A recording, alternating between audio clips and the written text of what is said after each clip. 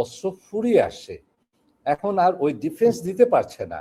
এখন দুই ফ্রন্টে যদি যুদ্ধ চলে এরকম, তাইলে ইসরায়েল তার ডিফেন্স দিতে পারবে না। দুটা ফ্রন্টে যুদ্ধ করতে হয়, তার মানে দ্বিগুণ আমাকে সেই ওয়েপন আমাকে খরচ করতে হবে।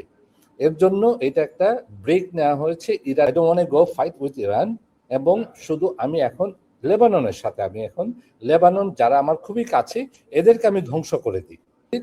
আমেরিকা করছে কি, আমেরিকা টাইম বাই করছে এবং ইসরায়েল তার টার্গেটটা ফুলফিল করছে।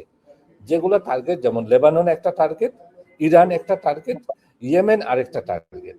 সিজফায়ার যখন শাহবাজ শরীফ এই মিডিয়েটর হিসাবে কাজ করছিলেন, এই অবস্থায় তখনও যুদ্ধ কিন্তু চলমান ছিল, এবং ইসরায়েল ইরানেও আঘাত করছিল, লেবাননেও আঘাত করছিল।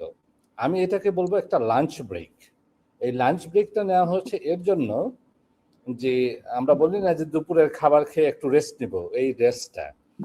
তো এই লাঞ্চ ব্রেকটা এর জন্য যে দুইটা ফ্রন্টে যুদ্ধ হচ্ছিল, একটা হলো হামাস ইসরায়েলে আঘাত করছিল আপনার নর্দার্ন সাইড, এবং ইরানও একই সাথে আঘাত করছিল ইয়েতে, ইসরায়েলে।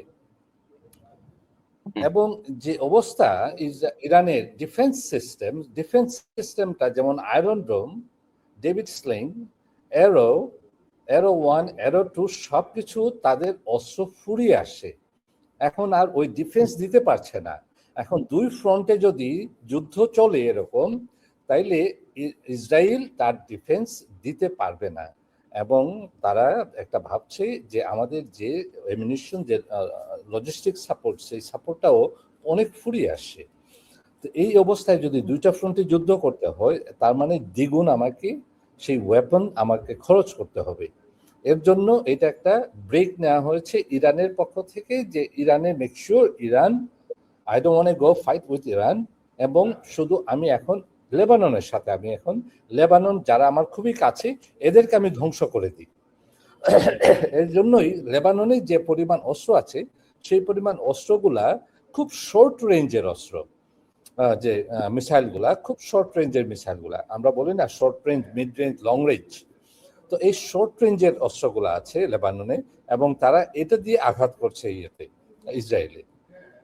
এবং আমি একটা স্ক্রিন শেয়ার করতে চাচ্ছি আপনাকে। আমি প্রথমে আমি বলি যে আজকের যে স্টেটমেন্টগুলা, একটা স্টেটমেন্ট আমি পড়ে যাচ্ছি।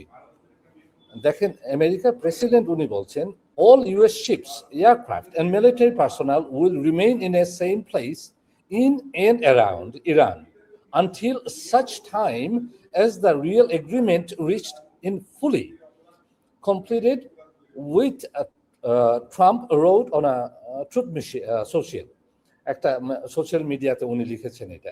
উনি আবার বলছেন, if for any reason it is not, then the shooting start bigger and better and stronger than anyone has ever been seen before.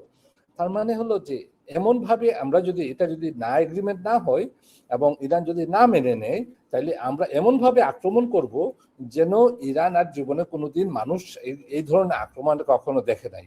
এই ধরনের আপনার অনেক আগে উনি বলেছেন অনেকবার।